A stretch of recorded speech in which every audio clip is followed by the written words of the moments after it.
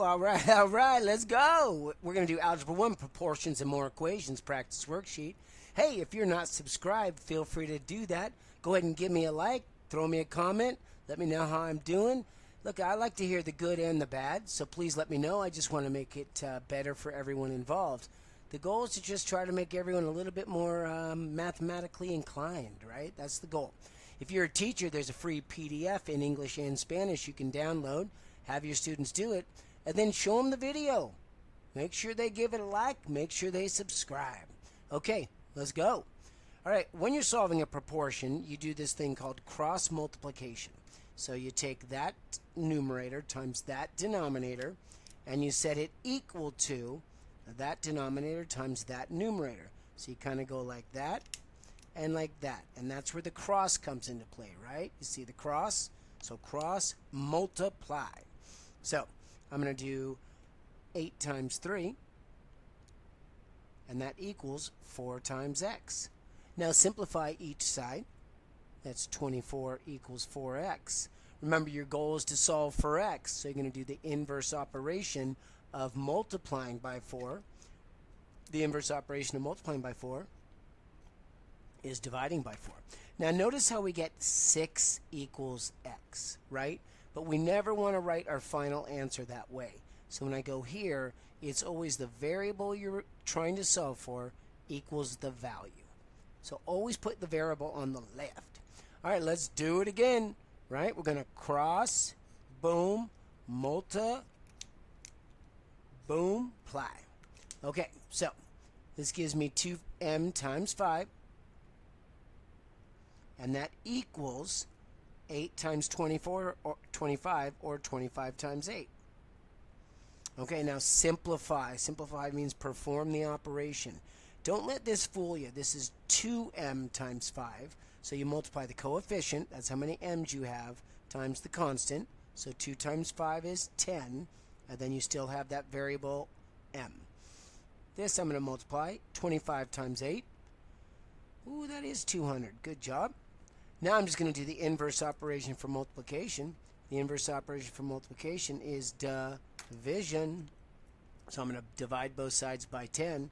That goes to 1m. That was my goal. 200 divided by 10 is 20. So m equals 20. Okay, good job, good job. Let's keep going, shall we? Let's do number 3. Now notice this is a binomial. That means 2 terms. So when I cross multiply this, right, when I take this value and cross and multiply by that value and set it equal to this value, boom, times that. All right, so I'm going to do 2 times m plus 8. Notice how I put that in parentheses because I'm doing 2 times both of those terms, equals 4 times 9. I like to use parentheses to show multiplication. I think that's a really good way to show it. Okay, now this is distribution. That's right. So 2 times m is 2m. 2 times 8 is 16, equals 36.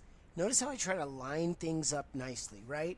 In math, it's really important that we're staying consistent. It's very important. Now I'm going to do inverse operations. That's what we call a 2-step equation because it's going to take 2 steps to solve it. I'm first going to isolate the variable term, so I'm going to take my constant and move it over here. That gives me 2m equals 20. Hey, that looks familiar, but a different coefficient. Now I'm going to divide by 2 and divide by 2. I'm going to go right here, if that's all right. 2 divided by 2 is 1, so that's 1m. 20 divided by 2 is 10. So m up equals 10. All right, good job. Let's close that up. There it is. Okay, let's do it again. Cross multiply. I'm going to take this. This one's very similar to what you just did. So if you didn't get that one, pause the video, and then try it. And then come back and see how you did. It's always important you try it. That is so important. Okay, so 2 times y plus 18 is equal to 8 times y. Boom. It's a little different, sorry. this is going to have variables on both sides, and that one didn't. So this one's a little bit different. So if you got confused, that's probably why. Distribution, that's right. 2 times y is 2y. Positive times a positive is positive. A 2 times 18 equals 8y. Now, I like to get my variables on the left, but I can see an argument for people subtracting 2y from both sides, and that's okay. Also, I want to point something out. If I take this 8y and put it over on this side of the equal sign, and take 2y plus 36 and put it on that side of the equal sign, that would be okay. That really would be okay, because, right, it doesn't matter what side the expressions are on, it's still an equation that you're solving for y. So, I'm going to go ahead, though, and move my variables to the right, which is not normal for me, but I know that that term is like that term, and so I need to get those over there. Right? So you got to be able to identify terms. Variable term, constant term, variable term. That gives me 36, because that goes to 0, equals 6y. Okay, now remember, the goal is to solve for y. So just because the y is on the right doesn't mean you don't do the same thing. So you want to divide by the count, the coefficient. You have 6 y's. I want to know, what does 1y equal? 36 divided by 6 is 6. 6 divided by 6 is 1y.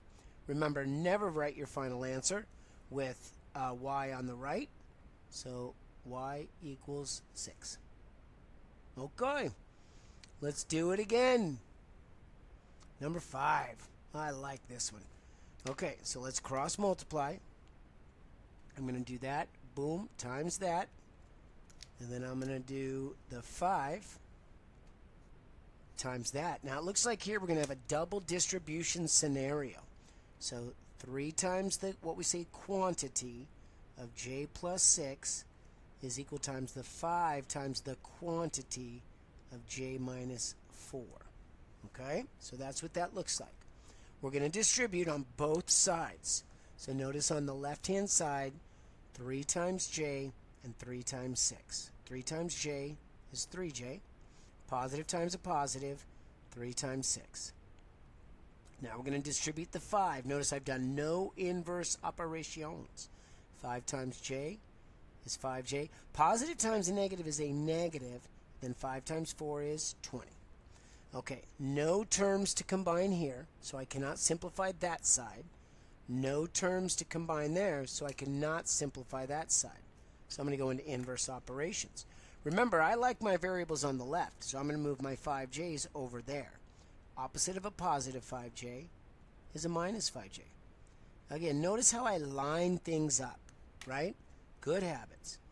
That gives me negative 2j plus 18 equals negative 20. That minus goes with that 20, and now it becomes a negative. I'm going to go up here. I'm going to rewrite it for y'all. Plus 18 equals 20. Ooh, I forgot the negative. I'm going to put it right there. Oh, that's not good.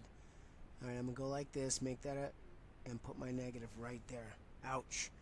Okay, I'm going to subtract 18 from both sides. Subtract 18 to get my constants there. Remember, that's a negative 20. That goes to 0. So negative 2j. Negative 20 minus 18 is negative 38. Divide by negative 2, because I want to divide by that coefficient. I want to figure out what 1j equals. Negative divided by a negative is a, that's right, positive. 38 divided by 2, that's a whole lot of 19. That's it. We're done. That wasn't bad. That wasn't bad. All right, this is just like that. So if you didn't understand this, pause, come try it, and then come on back and see how you did. Okay. So, cross multiply, bada doom, cross multiply, bada boom. Okay. Then I'm going to do 2 times z plus 1. And I'm going to set that equal to 4 times z minus 6. Just like that. Distribution, that's right, that's right. That's 2z, positive times a positive. 2 times 1 equals 4 times z, 4 times negative 6. That's 4z, positive times a negative. and then 24.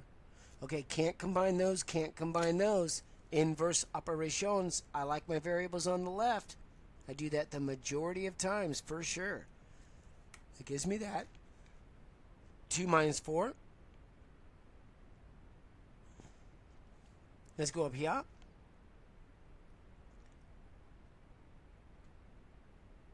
I remembered my negative that time. Okay, inverse operation. We want my constant term over with the other constant term. It's a constant term because it does not have a variable. This is a variable term because the variable z is there. Notice again how I'm lining things up nicely. Good habits. Okay, now I don't want to get rid of the z, just the negative 2 times z. So the inverse operation of multiplication is division, that's right. Negative 2 divided by negative 2 is 1z equals negative divided by negative is a positive 13. Boom, we're done. Okay, good job. That's proportions. Now let's flip it over and do the more equations. Oh, maybe I'm not flipping it over. Maybe I need to find the back side. Here it is. Ooh, fractional equations. We did this before, so we should be pretty good at this now. We did this before. Okay, so notice you have a variable term right there. This is a constant term, and this is a constant term. So let's go ahead and move the constant term over. So I'm going to do the inverse of a plus 4. That's a minus 4. I like to get my constants on the right. That's 2/3 x equals negative 10. Now I'm going to go ahead and divide both sides by 2/3.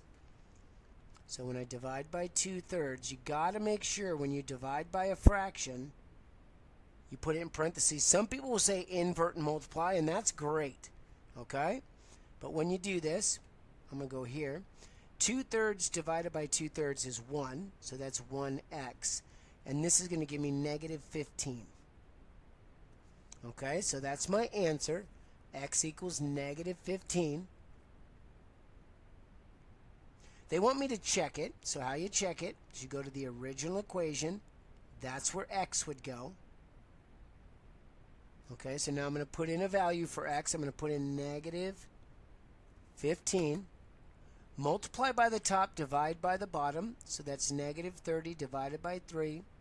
No inverse operations here. You're just simplifying. That's negative 10 because negative divided by a positive is negative 30 divided by 3. And you end up getting negative 6 equals negative 6. Boom, it checked. All right, let's keep going here. I can't do anything with the left-hand side, so I'm just going to write it down. This is distribution, so 1/2 times x is 1/2 x. That's no big deal. Positive times a negative is a negative. Half of 4 is 2. Okay, so now I'm going to go ahead and subtract 1/2 x from both sides. 1/4 minus 1/2 is negative 1/4. Let your calculator do the work on that for you if you need to. There we go. Okay, now I want to move my constant term over there. So subtract 3, subtract 3. If it's all right with you, I'm going to go up here. That gives me negative 1/4. This goes to 0. Oh, don't forget your x. Equals negative 5. Okay, now I'm going to divide by that coefficient. I'm going to divide by negative 1/4. When you divide by a fraction, you got to put it in parentheses. You can also take the fraction and flip it and multiply it by the top, and you'd get the same answer. These cancel out, so you get x equals. That ends up giving me a positive 20. Negative times a negative is positive, and if you put that in your calculator, you'll get 20. Woo, that's done. That's done. Okay, moving on. Let's go to decimal equations now. Decimal equations. This one's not bad. Cannot simplify that. Cannot simplify that. The inverse operation for minus 3 is plus 3. Notice that's 0.6. So 3 plus 0.6. That's the ones column. That's the tens column. Is 3.6. Inverse operation for multiplying by 1.2 is dividing by 1.2. Those reduce. That is a 3. Boom, you're done. That's not bad. That one ain't bad. You can do that. This one's not bad either. Right? We can do this. Okay, you got variables on both sides. So let's go ahead and identify the variable terms. If it helps you, you should do this too. Notice how when I identify the term, I also identify what's in front of it. I think that's muy importante. And that and that. Okay, let's do it. So I'm going to do inverse operation for plus 0.32. Sorry, for minus 0.32. That's plus. Do it there. And do it there. Simplify. 0.08 plus 0.32 is 0.4. P plus 0.9 equals 1. Inverse operation for plus 0.9 is minus 0.9. So minus and minus. If it's okay with you, I'm going to come up here. That's 0.4 pi equals, this goes to 0, 0.1. So P, gotta show it to you. I was going too fast. Divide by 0.4, divide by 0.4, and P equals 0.1 divided by 0.4 is 1/4. 1/4 as a decimal, right? If you just do 1 divided by 4 in your calculator, it'll give you the decimal value. That's 0.25. Good job. All right, last one. This is going really well. I'm proud of you. Really proud of you. Okay, so we got a lot of things going on here. A lot of things. I like to look at my equation as a left and a right scenario. Boom. So I look at it as a left and a right, and I simplify. That means perform all distribution first. So I'm looking for distribution. 7 times f. Positive times a negative. 7 times 5. Here's where my equal symbol goes. This is like a little -1 right there. So -1 times 4 is -4. Negative times a negative is a positive 2f plus 29. Okay, cannot do anything with that. But notice on the right-hand side, you got that term and that term. So I can combine those. So I'm not doing any inverse operations until I'm done simplifying. That -4 plus 25 plus 29 is 25. I did the math in my head before I said it. Okay, variables on the left, constants on the right. So I'm going to move those positive 2f's over. Subtract 2f. 7 minus 2. That's right, 5. Okay, now this is just a two-step equation. Everything kind of simplifies down to a two-step equation at some point. Add 35 to both sides. That goes to 0. I'm going here. That's 5f equals, 60. This is the last move, my people. Then we're done with this sheet, and we are so proud of you.